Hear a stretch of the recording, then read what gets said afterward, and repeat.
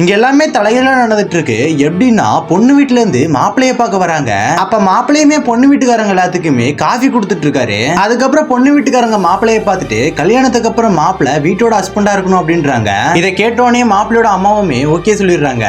இப்ப ரெண்டு வீட்டுக்காரங்களும் தட்ட மாத்திக்கிறாங்க. அதுக்கப்புறம் கல்யாணம் அன்னைக்கு பொண்ணு மாப்பிள்ளை கழுத்துல தாலி கட்டுவா. இப்ப கல்யாணமே முடிஞ்சிடும். அதுக்கப்புறம் தலைக்கீழா பொண்ணு மாப்பிள்ளை வீட்டுக்கு போவான்னு பார்த்தா மாப்பிள்ளை பொண்ணு வீட்டுக்கு போறாரு. அப்ப பொண்ணுக்கு பதிலா மாப்பிள்ளை அவங்க அம்மா அப்பாவை பார்த்து அழுதுகிட்டே வீட்டுக்கு அப்ப வீட்டுல பொண்ணுக்கு செய்யற சாங்க எல்லாமே இவருக்கு செஞ்சுட்டு இருக்காங்க. நைட்டு கூட பொண்ணுக்கு பதிலா இவர் பால் எடுத்துட்டு வராரு. பகல்ல பொண்ணு செஞ்சுட்டு இருக்க எல்லா வேலையுமே இவர் செஞ்சுட்டு இருக்காரு. அப்ப இவர் செஞ்ச சாப்பாடு எல்லாம் சரியில்லை அப்படின்னு சொல்லிட்டு அங்க இருக்க எல்லாருமே ஒரு திட்டிட்டு இருக்காங்க.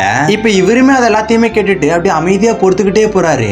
ஆனா ஒரு நாள் இவர் குளிச்சுட்டு கழுத்துல தாலிய மாட்டாம விட்டுருவாரு. அதுக்காக அவங்க குடும்பமே ஒண்ணு சேர்ந்து இவரை கேள்வி மேல கேள்வி கேட்கறாங்க. இவருமே அப்ப எதிர்த்து பேசணும்னே அந்த பொண்ணு இவர் அடிச்சிடுறா. பார்த்தா இது எல்லாமே இவரோட கனவா இருக்கு. உங்களுக்கு இப்படி ஒரு டிஃபரெண்டான கனவு வந்திருக்குன்னா கமெண்ட்ல சொல்லிட்டு போங்க.